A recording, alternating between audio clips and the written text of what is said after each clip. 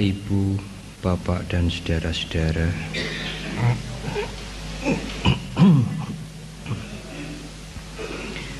sekarang sudah pertengahan bulan September. Nanti menjelang pertengahan Oktober, para biku sudah selesai menjalani masa wasa selama 3 bulan.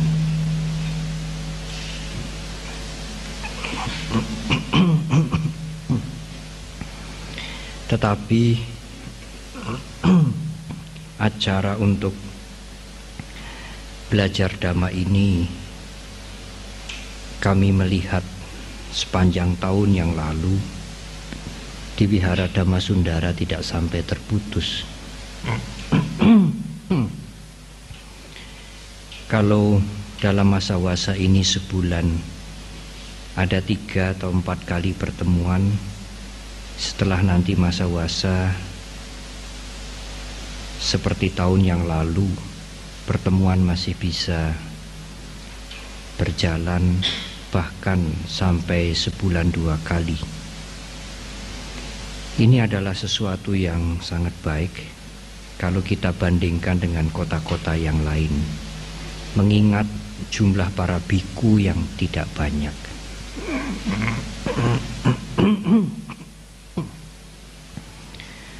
Demikian juga di Wihara Dhammasundara ini, tidak hanya saya dan biku-biku tertentu, tetapi juga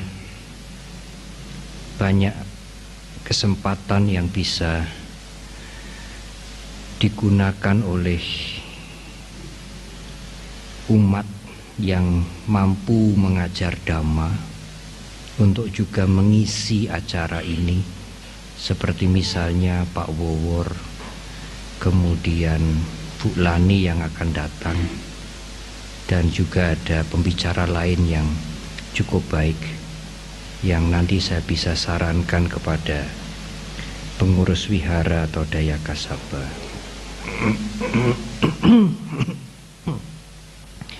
Ibu Bapak, tetapi mendengarkan Dhamma atau ajaran agama Buddha tidaklah mudah. Di dalam bahasa Pali ada kalimat yang bunyinya kicang sadhamma sawanang. Kicang itu sulit, amat sulit. Sadhamma sawanang, sulit untuk mendengarkan Dhamma yang benar.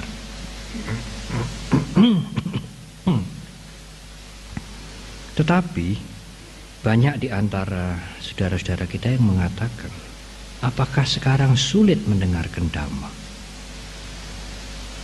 Bukankah di Dhammasundara sebulan bisa 3 kali, 4 kali, ditambah hari Minggu, masih Jumat sore ada latihan meditasi, dan banyak para biku yang mengisi di sini dibandingkan mungkin dengan di kota-kota yang lain. Para biku bisa setengah tahun sekali atau kadang-kadang ada yang setahun sekali. Sekarang ada video, ada CD, ada kaset. Apakah sulit mendengar Dhamma? Apalagi di televisi, dulu hanya TVRI, sekarang televisi swasta, ada mimbar agama Buddha. Kalau dulu saya pernah mengisi sebulan sekali, sekarang setiap hari Senin ada pelajaran agama Buddha. Apakah sulit mendengar Dhamma? Saya ingin cerita, saudara, menarik sekali. Beberapa minggu yang lalu saya mendapatkan komentar. Di satu kota kecil kami mengirim biku tertentu untuk Dhamma kelas.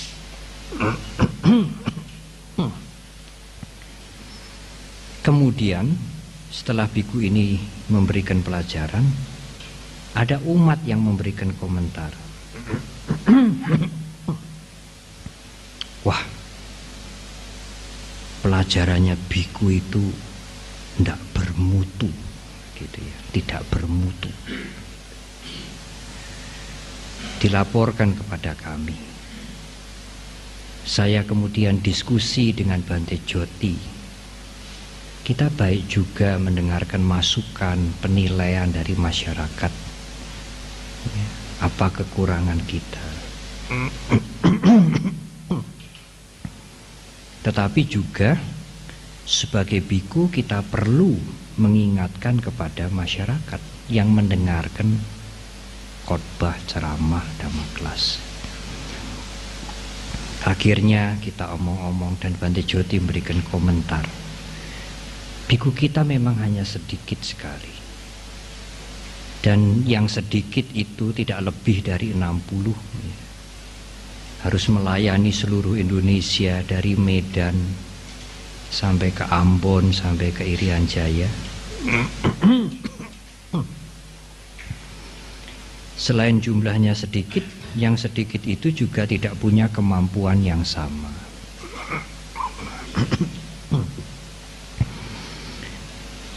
Bante Joti memberikan komentar. Kalau umat mendengar para biku mengajar dhamma, lalu dia memberikan komentar, wah, kalau biku itu sih pelajarannya enggak bermutu. Bante Joti memberikan komentar begini, kalau mau bermutu, yo dilakoni, orang mung dirungokake. Saya pikir bagus sekali ya. Itulah Buddhist wisdom, ibu bapak dan saudara. Jadi mendengar dhamma menurut ajaran agama Buddha, mendengarkan ceramah dhamma, sebetulnya yang didengar itu bukan suara yang berceramah dengan telinga, tetapi yang didengar itu adalah suara hatinya. Kalau Anda mendengar ceramah agama apa saja, sebagai orang yang senang dhamma mendengar ceramah dhamma,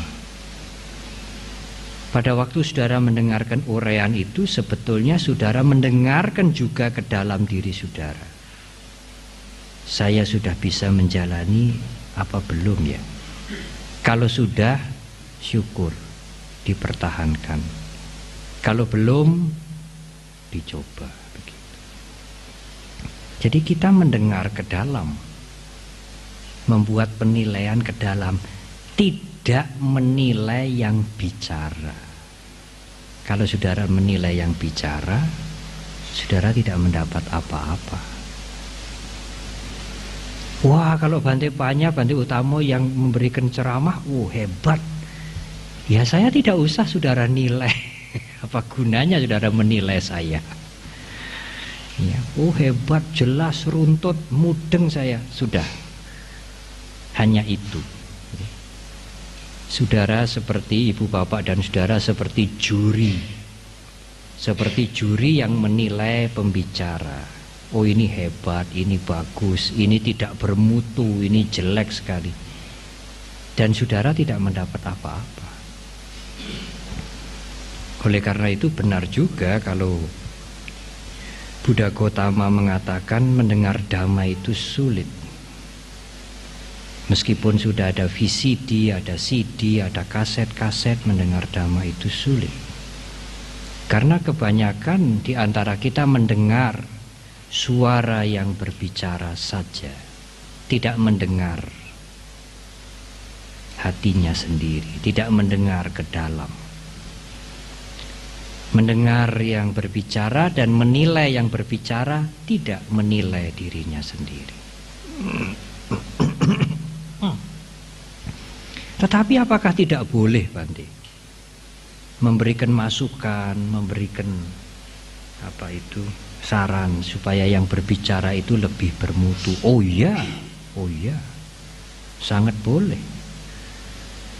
Supaya para biku, para samanera juga bisa naik mutunya, oh iya. Tetapi sebelum Anda memberikan masukan kepada yang lain, menilai, memberikan kritik pada yang lain, nilailah diri saudara sendiri dulu. Setelah menilai diri sendiri, baru kemudian menyampaikan saran kepada yang lain. Kalau ibu bapak dan saudara hanya menilai orang lain, tidak pernah melihat ke dalam dirinya sendiri, tidak mendapat apa-apa. Cara mendengar Dhamma begitu.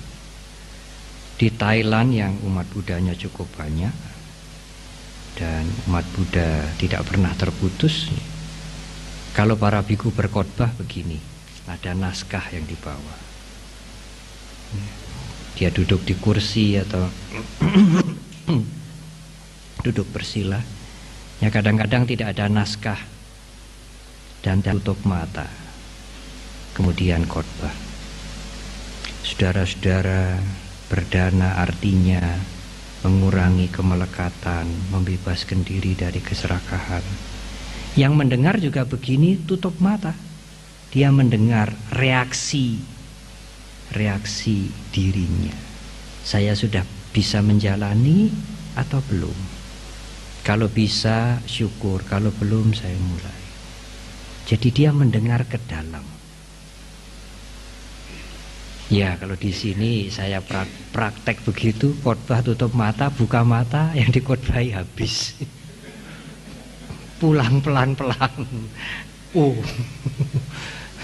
Mungkin hanya tinggal pengurus wihara, tinggal protokol saja, hilang. Ya. Tetapi ada gunanya juga, ada gunanya. Ya, yang berkhotbah tidak atraktif, ya. Tidak bergaya seperti orang jual jamu, ya. Dia hanya menjelaskan Dhamma dengan tutup mata, dengan pelan-pelan. Yang mendengarkan juga dengan anjali, dengan sikap hormat, tutup mata dan mendengar ke dalam dirinya. Sebetulnya bagus, meditatif. Hanya bagi beginners, bagi pemula itu mungkin tidak menarik. Kalau saya khotbah begitu mungkin, wah, tidak payu mungkin ya. Bahkan separuh bisa mengantuk, kalau sudah bosan pulang mungkin. Ibu bapak dan saudara-saudara, oleh karena itu dari cerita ini saya ingin mengingatkan, selain kita semua belajar, baik yang mendengar maupun yang berbicara, baik saya yang berkhotbah maupun Anda ibu bapak yang mendengar, marilah kita mendengar ke dalam diri kita. Sampai di mana kita menjalankan Dhamma, sampai di mana kita praktek Dhamma. Kalau belum kita jalankan, kita jalankan. Kalau sudah kita jalankan, ya kita tingkatkan menjadi lebih baik. Ini sebagai pembuka. Malam hari ini saya mendapatkan judul, apakah sebetulnya tujuan dari kehidupan ini sekaligus membuat hidup ini bermakna. Memang kita semua hidup. Kalau kita tidak hidup, mungkin tidak bisa hadir ke tempat ini kecuali dihadirkan oleh orang lain. Tetapi kadang-kadang ada pertanyaan-pertanyaan sederhana yang sulit untuk dimengerti. Saudara hidup? Oh iya, jelas saya hidup. Apa artinya hidup? Ya, hanya pertanyaan seperti itu. Ya, kita akan kesulitan menjawab apa artinya hidup. Lalu hidup ini untuk apa? Apa yang saudara tuju? Ya memang kalau kita ingin sembrono menjawab, ya kita bisa menjawab dengan ya tidak tahu. Saya muncul di dunia ini juga bukan kehendak saya, tiba-tiba muncul begitu.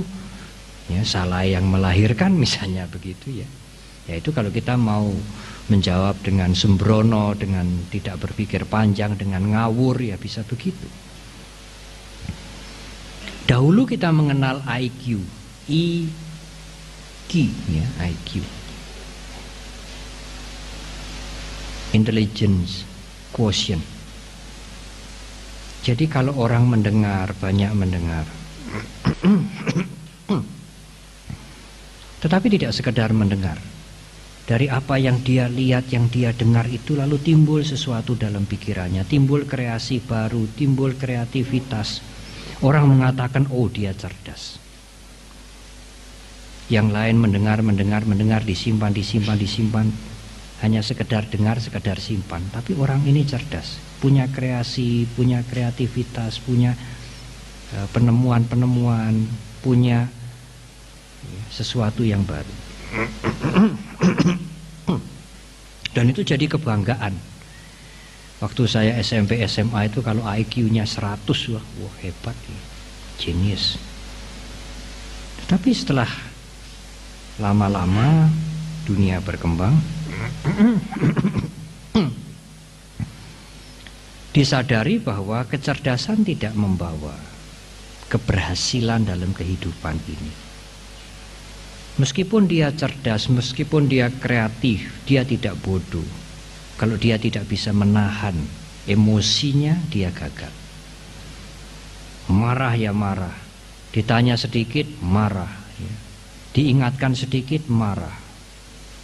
Karyawan, keluarganya, stafnya salah sedikit marah.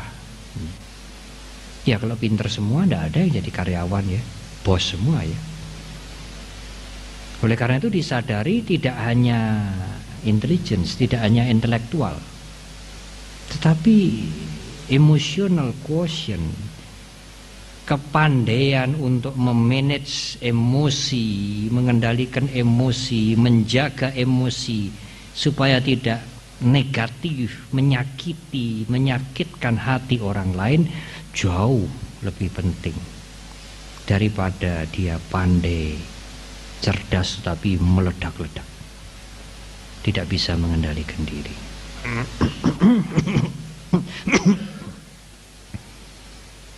Nah, sampai ada sekolah untuk mendewasakan emosi. Ya, saya berpikir kalau belajar dhamma dan mau melatih meditasi, mengasah kewaspadaannya, itu sebetulnya sekolah seumur hidup untuk mengendalikan emosi. Jadi sekarang ada IQ, ada EQ, ada EQ, ada EQ. Yang satu urusan intelektualitas, yang satu urusan emosi. Yang ideal itu dia pandai, dia kreatif, dia cerdas, dia tidak bodoh, dia tidak pasif, ya. Tetapi juga dia mampu mengendalikan emosinya. Ya, tidak meledak-ledak, sekalipun menghadapi hal-hal yang tidak menyenangkan, dia bisa mengendalikan diri, dia bisa tenang. Dia bisa memberikan nasihat dengan tidak menyakiti, dia ditegur dengan tidak sakit hati, ya. Dia memimpin yang lain dengan kebijaksanaan, bukan dengan kekerasan, bukan dengan intimidasi, bukan dengan ancaman. Mampu.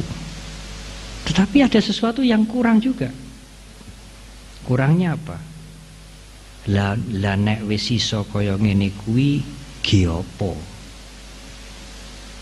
Kalau sudah cerdas lalu bisa mengendalikan emosi, tidak meledak-ledak, memimpin yang lain, ya, tidak berangasan, tidak garang, tenang, sudah bisa, lalu giopo? Lalu untuk apa ini semua ini, untuk apa? Kalau kita sudah mampu mempunyai kecerdasan dan mengendalikan emosi, sudah dengan dilatih dan mampu, lalu sudah bisa, ya sudah, ya, lalu untuk apa? Untuk apa ini semua? Sehingga muncul SQ, tapi bukan pesawat kepunyaan Singapura, spiritual quotient.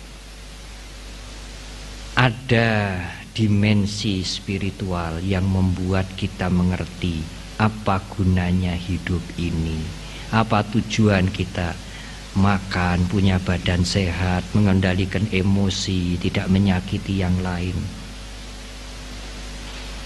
Nah, itu harus didapatkan dengan Dengan pengertian-pengertian, dengan meningkatkan spiritualitas kita. Kalau kita tidak mengerti seluk-beluk tentang spiritualitas, ya lama-lama kita kemudian bosan. Kepandaian sudah, saya sampai doktor misalnya ya. Kemana-mana hampir pernah. Latihan mengendalikan diri, mempunyai perilaku yang baik, ya. Saya berjuang dan melatih itu. Dan akhirnya dia bertanya, untuk apa semuanya ini? Itulah ibu bapak dan saudara-saudara, perlunya kemudian kita menengok spiritualitas, menengok pelajaran agama secara luas. Bukan agama difahami bagaimana sembahyang yang benar, supaya sembahyangnya diterima, tidak ditolak, ya tidak hanya sekedar begitu. Bagaimana baca parita yang bagus, yang suaranya enak didengar, tidak sekedar itu. Tapi mendekati, belajar, berhubungan dengan agama untuk mencari makna hidup ini.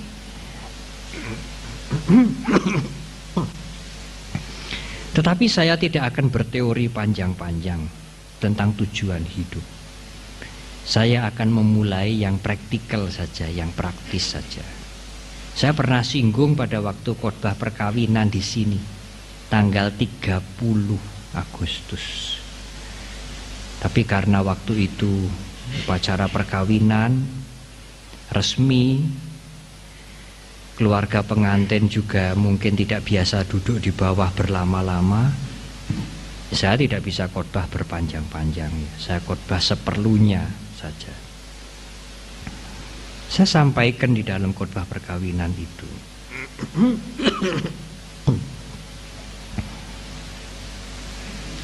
pada waktu orang sedang mau menikah, sebetulnya bahasa Indonesia, ingat ibu bapak ya, pernikahan dan perkawinan bahasa Indonesia itu artinya sama. Tapi hanya orang Jawa sendiri lalu dicarikan arti lain. Pernikahan itu peresmian, ijab, pengukuhan. Perkawinan itu hubungan seksual. Itu bukan bahasa Indonesia yang baku. Bahasa Indonesia yang baku, perkawinan dan pernikahan itu sama artinya, sinonim, seperti wanita dengan perempuan itu sama, tidak berbeda. Sebelum seseorang resmi dalam upacara perkawinan lagi senang, lagi berpacaran, sang pria selalu berpikir, apa ya yang bisa saya lakukan supaya pacar saya, pasangan saya tidak kecewa, senang, suka, bahagia. Dia selalu mematut-matut dirinya, menjaga ucapannya, jangan sampai menyakiti pasangannya. Demikian juga sang wanita juga berbuat yang sama kepada calon suaminya. Saya harus berpatut-patut diri, menjaga diri, membantu, melakukan sesuatu kepada suami saya, calon mertua saya, supaya dia tidak sakit hati, dia tidak kecewa. Saya berpikir, kalau ini bisa seterusnya, alangkah baiknya. Tetapi kalau perkawinan, upacara perkawinan sudah selesai, 2 bulan, 3 bulan, setahun, 2 tahun, punya anak 1, anak 2, berubah terbalik sama sekali. Sang suami sekarang sang bapak berpikir, mbok kamu, istriku, anak-anakku, stafku, pegawaiku itu ngerti toh pada aku. Apa yang aku suka, apa yang aku tidak suka, ngerti yo. Jangan membuat aku susah, sedih, terseksa. Kudu nyenengke aku. Demikian juga sang istri, sang ibu. Kamu itu mbok tahu toh ibu, kamu itu harus tahu toh mama. Apa yang ibu tidak suka, apa yang aku tidak suka, suamiku, anak-anakku, pegawaiku, stafku itu harus tahu aku. Jangan bikin aku susah. Harus tahu bagaimana membahagiakan ibu ini bagaimana. Kalau kita berpikir menurut Dhamma, egois amat cara berpikir seperti itu ya. Egois amat. Berarti sang istri dan anak-anak dan staf dan pegawai harus berkorban untuk menyenangkan satu orang, bapak. Kalau istrinya ikut-ikutan juga, suaminya, anak-anaknya, pembantunya, familinya, karyawannya harus rela berkorban untuk nyenengke satu ibu. Apa masuk akal, saudara? Apa tidak masuk akal kalau dibalik? Sang suami, sang ayah harus berpikir, aku harus berkorban untuk istriku, anak-anakku, karyawanku, keluargaku, masyarakat. Aku tidak usah senang, tidak apa-apa. Satu orang berkorban untuk banyak orang. Apa tidak lebih masuk akal? Ketimbang banyak orang harus mengalah berkorban untuk satu orang. Demikian juga istri, ibu. Aku ora usah golek seneng, golek macam-macam. Pokoknya aku bisa nyenengke suami, anak-anakku, keluargaku, masyarakat, hidupku berguna untuk orang banyak, aku senang. Apa tidak lebih masuk akal begitu? Satu ibu, satu wanita untuk banyak orang. Tidak dibalik. Sak keluarga, sak kantor, sak pabrik untuk satu orang. Tidak masuk akal. Loh Bante, kalau banyak orang bisa nyenengkan kita, apa kita tidak bahagia? Logikanya begitu, Bapak. Tapi kenyataannya tidak.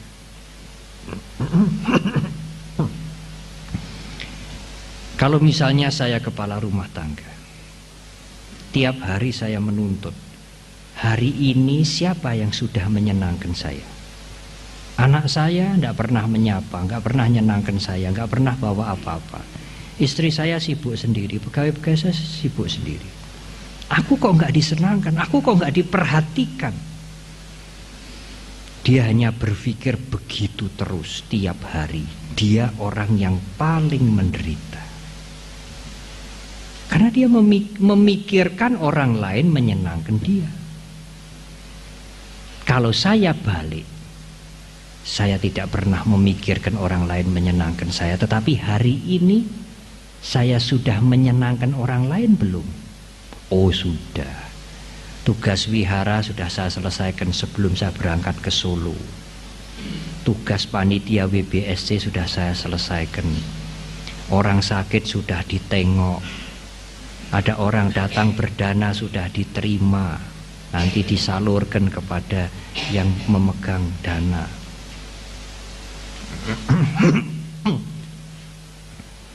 Ada orang yang akan melahirkan sulit, dia minta air parita, hari ini saya sudah kasih. Saya senang. Oh, saya senang saya. Apalagi kalau nanti selesai dhamma kelas, puluhan orang mendengarkan ceramah saya. Mudah-mudahan ceramah saya berguna. Saya senang. Daripada saya balik, hari ini siapa yang sudah menyenangkan saya ya? Sopir datang telat. Misalnya begitu ya, apalagi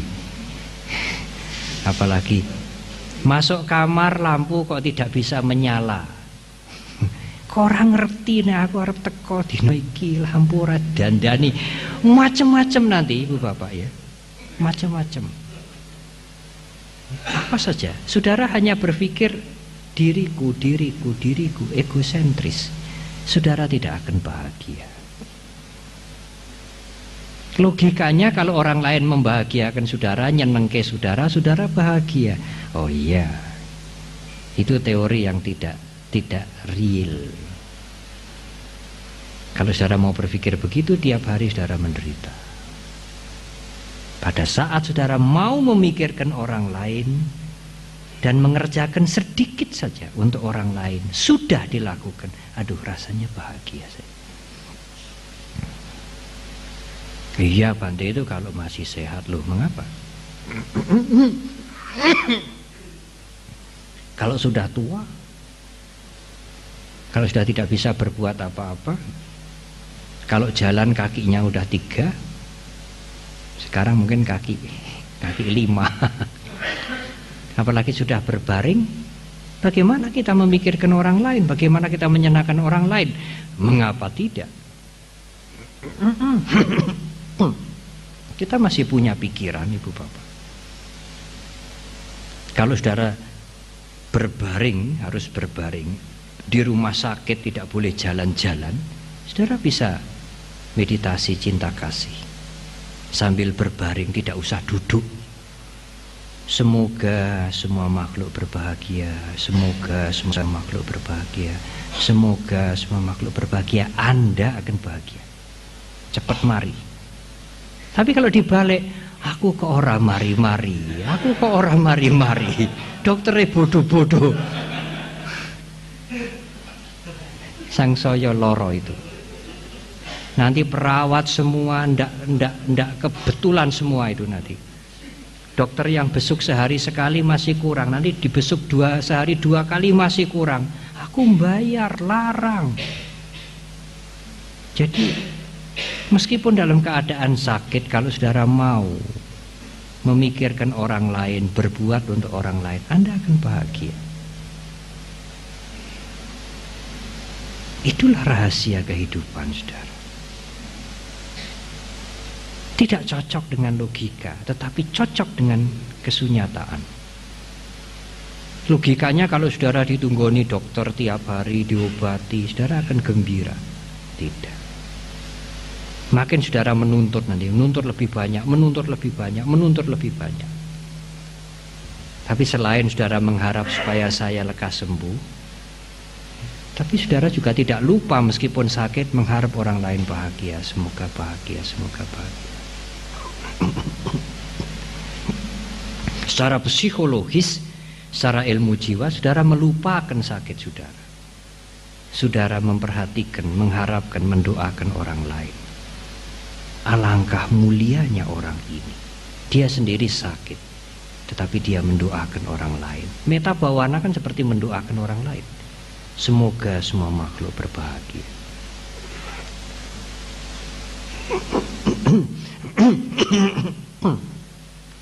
Malahan Ibu Bapak Saudara, mereka yang bertekad menjadi Buddha seperti Buddha Gotama, dalam agama Buddha menjadi Buddha kan bukan ditunjuk, bukan orang yang dipilih, tapi orang yang sudah mencapai buah dari perjuangannya. Siapa saja bisa menjadi Buddha. Orang yang bercita-cita untuk menjadi Buddha seperti Buddha Gotama disebut bodhisattva.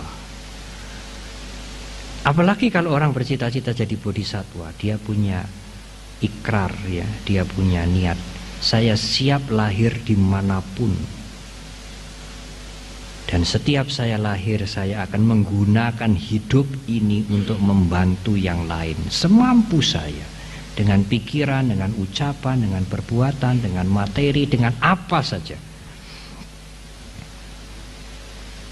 Sebelum jasmaniku hancur, saya akan menggunakan.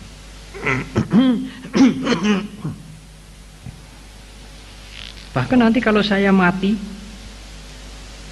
saya akan memberikan 2 mata saya ini untuk diambil korneanya. Kasih siapa saja yang butuh. Gratis. Lah buat apa terima uang sudah mati?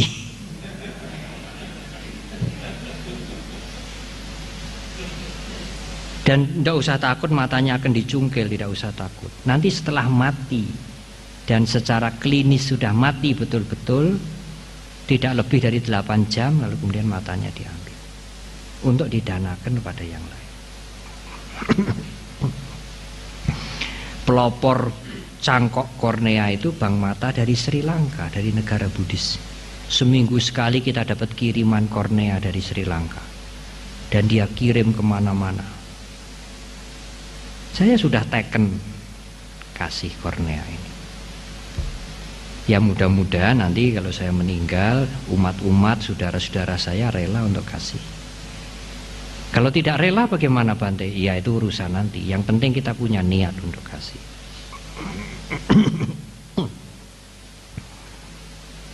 Dan saudara-saudara bisa melakukan itu. Wah nanti kalau lahir lagi picak. Yang lahir lagi itu arus kesadarannya bukan jasmaninya Ibu Bapak. Rambutnya, kukunya, dagingnya ya sudah hancur. Malah nanti kalau lahir lagi buah karmanya matanya bisa terang mungkin ya. Tidak usah pakai kacamata, tidak usah sering-sering ke dokter mata.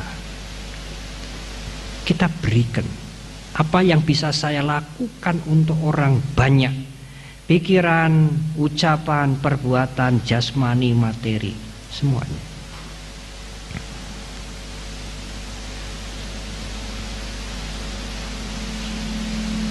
Bahkan kalau di Tibet itu dikremasi tidak dapat kayu. Pohon-pohon jarang sekali. Ditanam, tanahnya itu berbatu-batu. Kalau orang meninggal setelah upacara selesai bagaimana? Mayatnya diserahkan kepada petugas, lalu dibawa ke gunung, dipotong-potong, dikasih ke burung. Burung datang makan itu, makan ini. Lalu kemudian tulangnya dikumpulkan. Jadi pada waktu mati pun jenazah kita ini masih berguna untuk burung-burung itu. Lah buat apa untuk kita? Kita sudah lahir di alam yang lain, entah jadi dewa, entah jadi manusia lagi. Itu kan seperti baju yang dibuang itu. Bagus Bante, mahal Bante. Lah ya kan udah rusak ya jadi gombal. Untuk ngepel, untuk apa? Bersih-bersih di WC, di dapur kan seperti itu toh. Ya dulu kita sayang-sayang, kasih kapur baru, disetrika, taruh di lemari yang bagus, harganya puluhan ribu, ratusan ribu, lalu sudah jadi gombal ya. Untuk lap kaki, untuk apa, untuk bersih-bersihkan tempat yang kotor-kotor, yang jorok-jorok, supaya bermanfaat. Nah tetapi sulit Bante, ya. Kita bisa memilih sesuai dengan ukuran kita Ibu Bapak. Kalau Anda berkeluarga minimal, aku akan berkorban untuk istri dan anak-anakku, dan menantu dan cucu-cucu dan anggota keluargaku dan kenalanku dan masyarakat. Kalau Anda dipercaya dan Anda senang mengurus organisasi olahraga, organisasi agama, wihara, pendidikan, Anda bisa menggunakan waktu Anda yang lain selain mengurus rumah tangga dan anak-anak, mengurus organisasi dengan ketulusan, dengan kesungguhan. Saudara boleh memilih. Kalau saudara mempunyai waktu yang lebih banyak lagi, saudara bisa mengajar di sekolah, bisa memberikan training, dan mengambil honor pas saja. Tidak itu dijadikan untuk menumpuk kekayaan. Saya mendengar ada yang ceramah, isinya ya mirip-mirip dengan yang saya sampaikan. 20 juta paling murah sekali undang. Kalau perusahaan yang undang 27 juta. Saya pikir wah kalau saya dihargai begitu mungkin banyak wihara besar-besar sudah dibangun. Tapi tidak ada nilainya. Nanti apa yang kita abdikan itu tidak ada nilainya. Apa yang kita berikan itu hanya senilai uang itu. Kembali kepada egoisme lagi. Bukan kepada memikirkan orang banyak, bagaimana orang banyak bisa membayar saya. Bertolak belakang.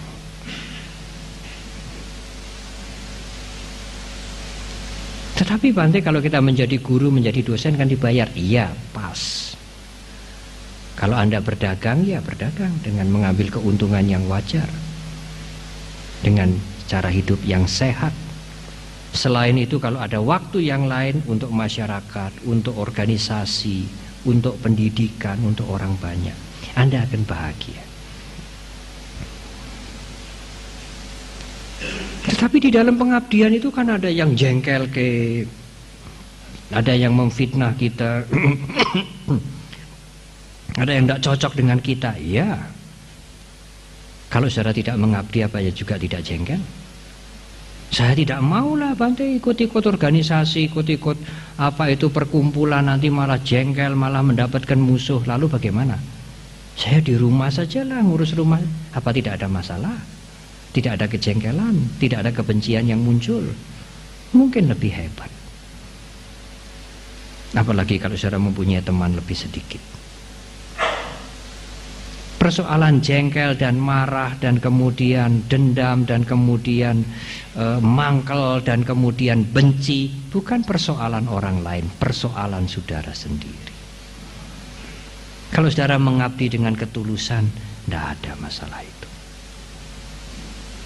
Anda tidak diterima ya wis, cari tempat pengabdian yang lain. Tetapi begitu ada interest, begitu ada aku, timbullah penderitaan. Begitu aku itu dilenyapkan, saya hanya berpikir untuk orang lain saja, tidak untuk aku. Tidak ada penderitaan.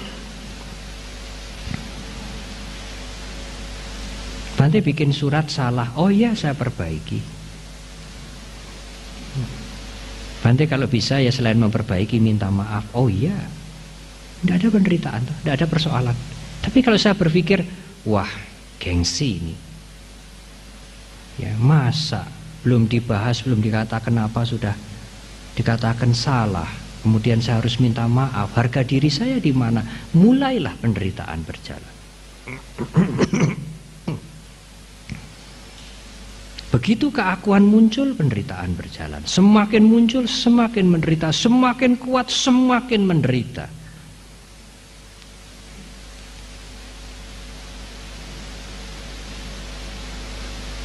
Apa artinya ya? Apa artinya?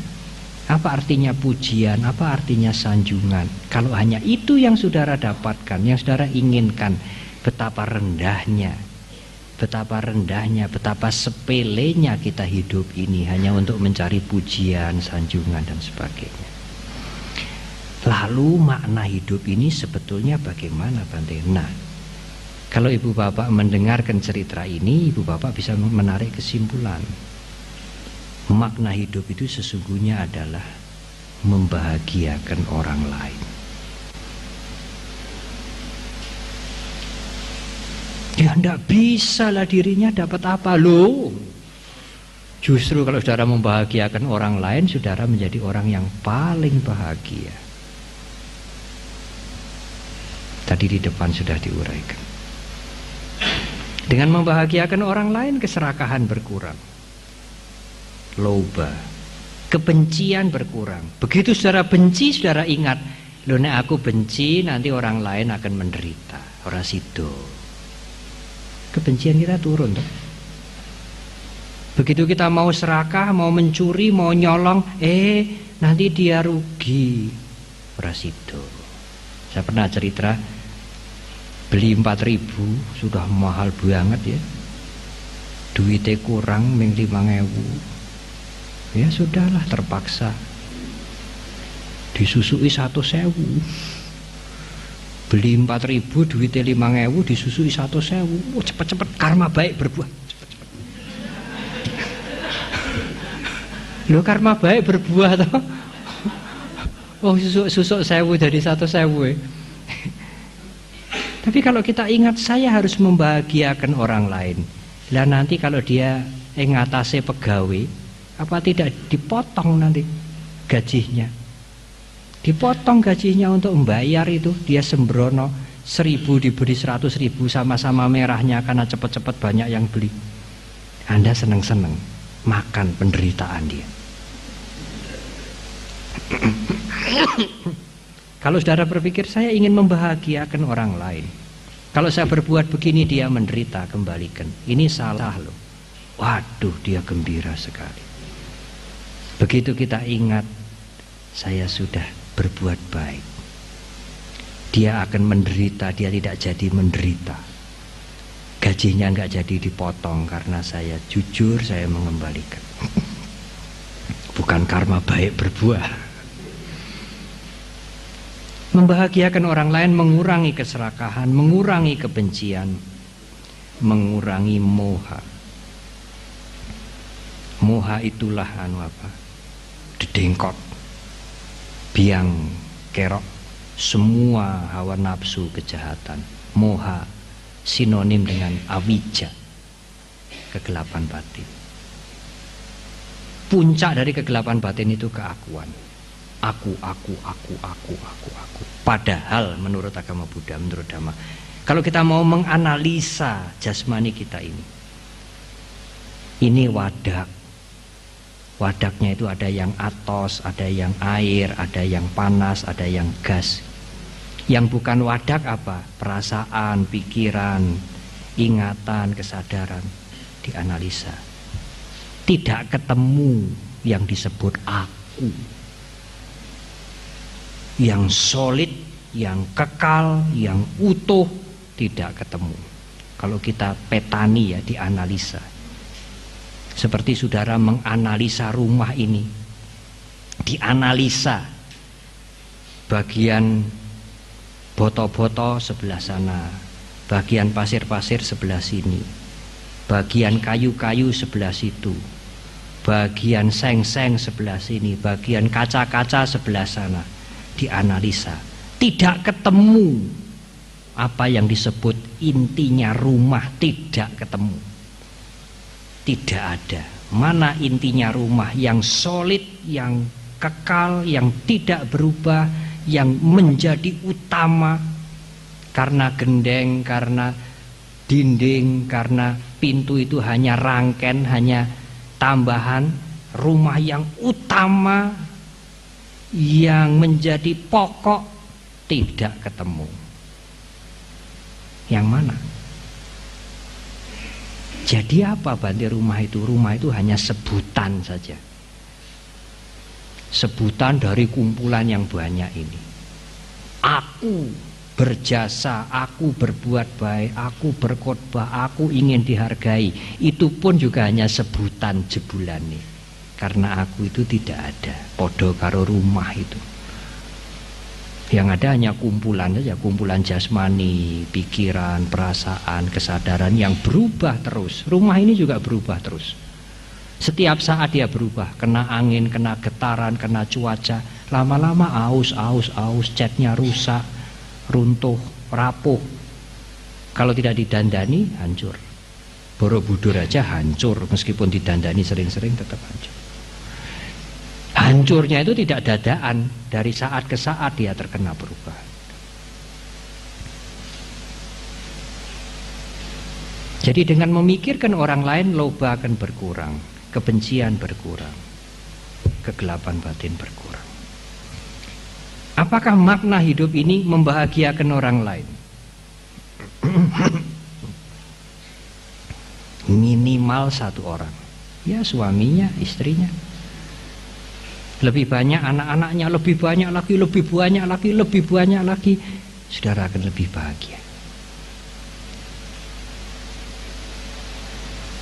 Coba kalau tidak bisa menerima karena tidak masuk akal, coba dulu. Masuk akalnya ya kalau semua orang ngopeni kita kan kita bahagia.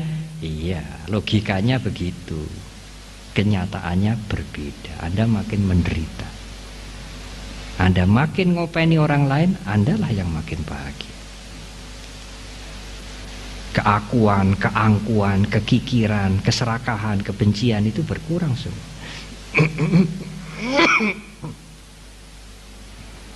Bahkan ada satu syair yang bagus sekali yang ditulis oleh seorang pujangga Buddhis, Santidewa. Di mana saja masih ada penderitaan, aku sanggup untuk membantu mereka. Kalau mereka haus, aku ingin memberikan air. Kalau mereka sakit, aku ingin memberikan obat. Kalau mereka lelah, aku ingin memberikan tempat tidur. Kalau mereka gelap, aku ingin memberikan pelita. Kalau tidak ada pelita, kalau bisa aku sendiri mau jadi pelita untuk membantu mereka yang gelap. Kalau mereka sakit, aku ingin memberikan obat. Kalau tidak ada obat, aku sendiri ingin menjadi obat untuk membantu dia. Dan itu tidak hanya slogan, itu menjadi sikap mental. Betapa mulianya orang seperti ini. Itulah bodhisattva. Dan kalau dia sudah menyempurnakan paramitanya, dia menjadi Buddha. Dan semua orang bisa mempunyai mempunyai tekad prasetya seperti itu. Kenapa dia tidak memikirkan dirinya sendiri? Untuk apa? Jadi kaya raya, ditinggal juga. Apakah tidak lebih baik kekayaannya, materinya, kedudukannya untuk membahagiakan orang lain daripada untuk dirinya sendiri satu orang saja?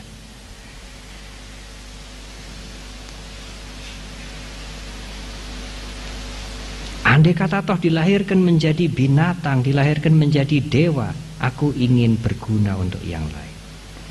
Aku ingin berguna untuk makhluk-makhluk yang lain.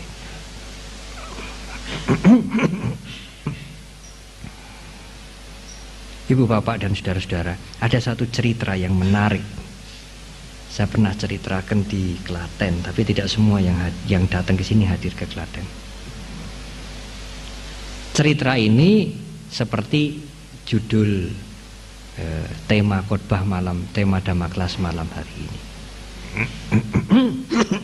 Memang sulit mengisi dhamma kelas di Dhamma Sundara, itu memang sulit. Wong pengurus wiharanya punya permintaan, saya tidak boleh cari judul sendiri. Itu memang sulit. Nanti kalau bikunya tidak bisa nuruti permintaannya itu, wah, tidak bermutu. Loh ya, bermutu itu ya dilakoni, tidak hanya dirungokake. Kalau saudara menilai saya, apa gunanya? Ada raja punya 3 pertanyaan. Pekerjaan apakah di dunia ini yang paling penting?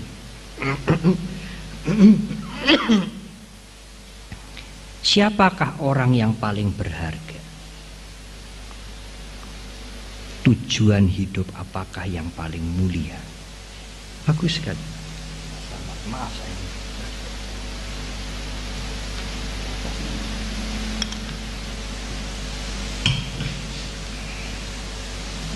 Sudah lumayan saya.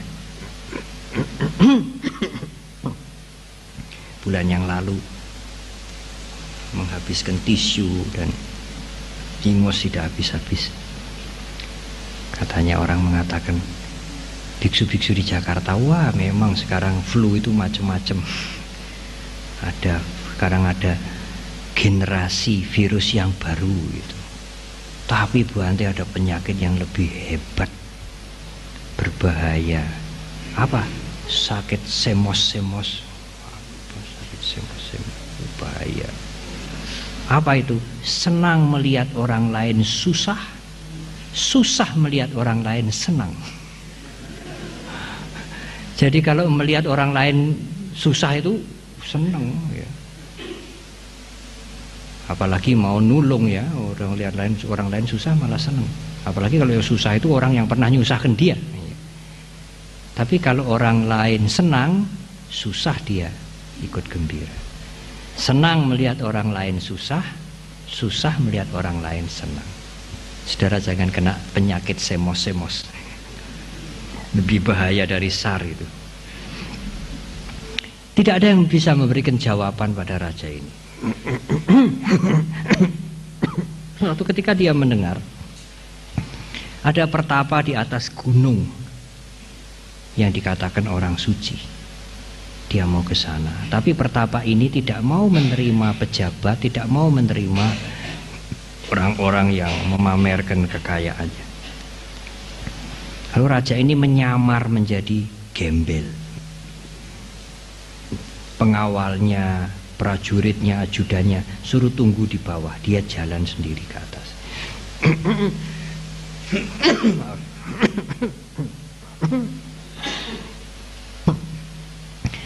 Setelah sampai di atas, orang suci ini lagi mencangkul, menanam bunga apa-apa. Dia tanya, "Oh, Resi Begawan, saya punya pertanyaan. Pekerjaan apakah yang paling penting di dunia ini? Siapakah orang yang paling berharga? Tujuan hidup apakah yang paling mulia? Resinya yang mengatakan, tunggu dulu. Karena disuruh menunggu, raja yang menyamar ini mengatakan, bolehkah saya membantu mencangkul? Oh silahkan, dia cangkul. Tapi karena raja tidak pernah mencangkul, sebentar sudah capek mengasuh.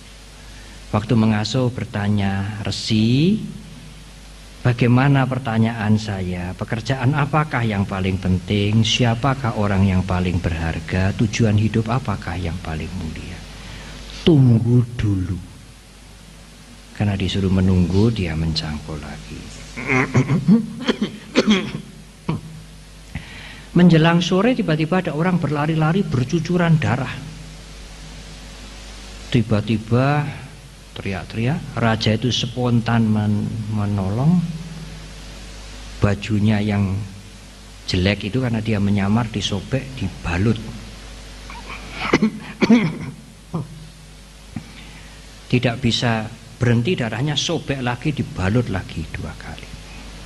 Lalu dibopong sama resinya itu, raja sama resinya itu membopong orang yang luka ini, masuk ke gubuk, kasih minum, kasih air sampai dia merasa tenang dan tidur. Sang raja yang nyamar juga karena kecapean tidur. Besoknya bangun.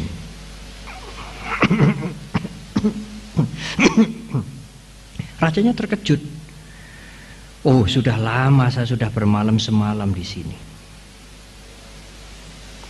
Dan dia lihat yang ditolong itu juga sudah sehat. Begitu sehat, yang ditolong itu bersujud menangis. Saya mohon ampun Baginda Raja, saya ini musuhmu. Aku melihat Baginda naik ke gunung sendiri, tidak ada ajudan, tidak ada pengawal.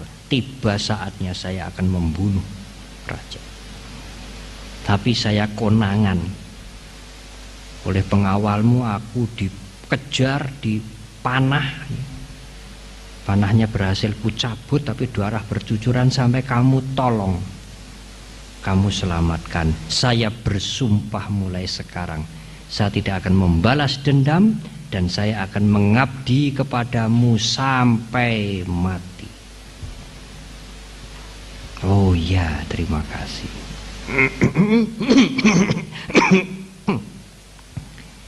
Tapi raja ingat lagi lah, pertanyaanku belum dijawab. Sudah 1 malam. Dia kembali kepada sang resi.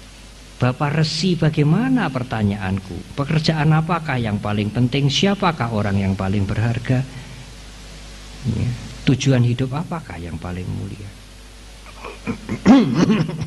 Baru tahu resinya kalau itu raja. Oh, Baginda Raja, pertanyaanmu kan sudah terjawab. Loh, bagaimana? Pekerjaan apakah yang paling penting? Mencangkul, jawabnya. Siapakah orang yang paling berharga? Resi mengatakan, aku. Karena aku yang menyuruh Anda mencangkul. Kalau Anda tidak mencangkul sampai sore, tidak saya jawab, Anda tidak sabar, buru-buru pulang, di tengah jalan Anda sudah dibunuh itu musuhmu. Tujuan hidup apakah yang paling mulia? Membantu aku mencangkul. Yang pertama. Yang kedua, pekerjaan apakah, perbuatan apakah yang paling penting? Membalut luka. Siapakah orang yang paling berharga? Musuhmu yang terluka. Tujuan hidup apakah yang paling mulia? Membantu orang yang luka.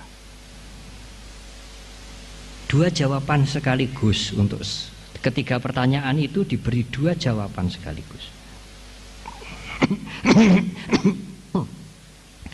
Kalau saudara menggunakan intelektual saudara, saudara bisa menarik kesimpulan apa atau janjane jawabannya. Jawabannya yang sesungguhnya adalah, pekerjaan apakah yang paling penting? Semua pekerjaan asal tidak jahat, yang dikerjakan dengan sungguh-sungguh paling penting. Apakah mencangkul, menyapu lantai, melayani orang, mengambilkan minum, ngeresiki rumah, jaga toko, nyapu jalan, apa saja yang bukan kejahatan, kalau dikerjakan dengan sungguh-sungguh, itu paling penting. Siapakah orang yang paling berharga? Orang lain, bukan diriku. Selain diriku, orang lain, itulah yang paling berharga. Anak, suami, istri, teman, pendeknya orang lain, bukan diriku. Tujuan hidup apakah yang paling mulia? Membantu orang lain, bukan kepentingan diriku. Itulah jawabannya. Itulah tujuan hidup. Kerjakan apa saja asal tidak jahat dengan sungguh-sungguh. Vipassana kan begitu, Ibu Bapak. Orang mengatakan, aku nggak bisa meditasi, aku nggak bisa vipassana. Siapa bilang? Kerjakan apa saja yang baik dengan tenanan, dengan penuh perhatian, mindfulness. Itulah meditasi. Pekerjaan itu jadi berharga. Bulan Desember kan kami akan menerima biku dari 31 negara, 350 biku. Pekerjaan besar sekali.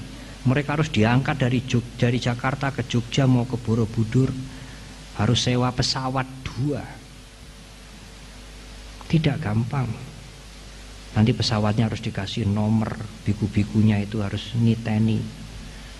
Dan tidak hanya nomor, nanti harus ada umat yang membawa itu papan nama, kasih warna merah, biru, kuning.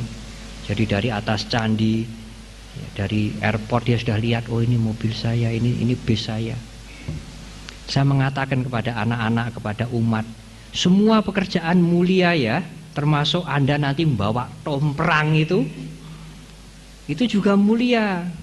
Jangan hanya yang jadi bendahara, yang jadi protokol yang mulia, tidak. Yang mendampingi tamu, yang membawa papan nama di bis itu juga perbuatan mulia. Kalau dikerjakan dengan sungguh-sungguh. Pekerjaan apakah yang paling penting, yang sangat penting, apa saja jadi penting kalau dikerjakan dengan sungguh-sungguh, tidak asal-asalan, tidak ndelenger, dan bukan kejahatan. Siapakah orang yang paling berharga? Apakah hanya Buddha? Oh tidak, semua makhluk orang lain yang paling berharga, bukan dirinya. Tujuan hidup apakah yang paling mulia? Membantu orang lain, bukan memikirkan dirinya sendiri. Itulah Ibu Bapak dan saudara-saudara, ya secara populer ya, secara populer, secara singkat, apakah yang menjadi tujuan hidup ini sehingga hidup ini bermakna. Bermakna bagi orang lain. Kehadiran kita di dunia ini, dilahirkan oleh orang tua kita, hidup sampai umur 60, 70, 80, tidak sia-sia, berguna bagi orang lain, bagi diri sendiri. Karena kita melakukan sesuatu untuk orang lain, diri kita mendapatkan manfaat yang paling besar. Keserakahan berkurang, kebencian berkurang, iri hati berkurang, kekejaman berkurang, kegelapan batin berkurang, kemelekatan berkurang, hingga akhirnya sebagai yang ditunjukkan Sang Buddha, kita bisa mencapai kebahagiaan yang tertinggi untuk tidak lahir kembali. Kalau saudara mau memperpanjang makna hidup ini, tidak hanya sekedar tidak lahir kembali, Bante, ingin menjadi Buddha. Saya siap lahir kapanpun menolong mereka yang menderita, sampai nanti mencapai pencerahan, mengajar Dhamma, dan meninggal. Meskipun guru kita Buddha Gotama meninggal, sampai hari ini kita masih mendengar ajarannya 2500 tahun lebih. Masih memberikan manfaat, meskipun secara fisik sudah tidak ada, dia masih memberikan manfaat kepada banyak orang. Beberapa hari yang lalu kemarin saya bertemu dengan orang Belanda, satu pria, satu wanita. Pertama kali dia datang ke Indonesia. Dia memuji-muji Indonesia, aduh hebat. Indah kotamu, negaramu indah, penduduknya ramah tamah. Tapi di luar negeri, wah, namanya sudah jelek. Waktu saya berbicara dengan teman saya, dengan atasan saya mau ke Indonesia, mereka tertawa. Kami mau pasang berita di koran bahwa Anda mau ke Indonesia sebagai orang yang paling berani. Karena di luar negeri kita ini bom, kerusuhan, tidak punya aturan dan lain-lain dan lain-lain dan lain-lain. Kualitas kita ini nomor 112 menurut Perserikatan Bangsa-Bangsa. Sedangkan Malaysia yang tunggal pager hanya 27-28. Jauh di atas kita. Dulu Malaysia belajar dari Indonesia. Sekarang Indonesia kalah jauh dari Malaysia. Ibu, bapak, dan saudara-saudara, saya pikir inilah relevansi ajaran Sang Buddha. Marilah kita mengubah paradigma cara berpikir kita. Bahagia itu kalau aku bahagia. Oh, tidak. Bahagia itu kalau aku bisa membahagiakan orang lain, aku bahagia. Kita harus ubah begitu. Kalau saya mendapat orang lain berbuat untukku yang aku senang, aku bahagia. Sekarang harus diubah. Bahagia itu kalau aku bisa membahagiakan yang lain. Minimal keluargaku, syukur lebih banyak. Dengan cara yang aku bisa. Meskipun tidak sama dengan yang lain. Cobalah ibu bapak ya. Cobalah mulai dicoba besok. Dan kita konsisten. Tidak usah besok, sekarang juga. Kita konsisten. Aku ingin membahagiakan orang lain selain diriku. Tidak usah pikir diri kita. Orang lain. Nanti kalau nggak mikir diri kita kan kita nggak usah makan, tidak apa-apa. Ya, itu yang tidak mau menggunakan kebijaksanaannya, tidak mau menggunakan pannya. Kalau Anda makan, Anda sehat, Anda kan bisa berguna untuk orang lain lebih panjang. Kalau Anda tidak makan, Anda besok 1-2 hari, 1-2 bulan mati, Anda juga tidak bisa banyak berguna untuk orang banyak. Berguna orang banyak itu pasti berguna untuk dirinya. Tanpa memikirkan dirinya, untuk kepentingan orang banyak, otomatis dirinya akan bahagia. Tapi kalau hanya memikirkan dirinya, kita tidak akan bahagia. Kecewa, jengkel, tidak puas, gelo, marah. Karena hanya egosentris ya, hanya aku, diriku. Meskipun sudah berkeluarga, dia juga akan menuntut anakku, istriku harus cocok dengan aku, sesuai dengan seleraku, menyenangkan aku. Sangat-sangat tidak masuk akal. Jauh dari cita-cita bodhisattva, jauh dari cita-cita kebudaan. Meskipun kita bukan bodhisattva, bukan Buddha, marilah kita mulai membalik, mengubah paradigma pikiran kita untuk membahagiakan orang lain.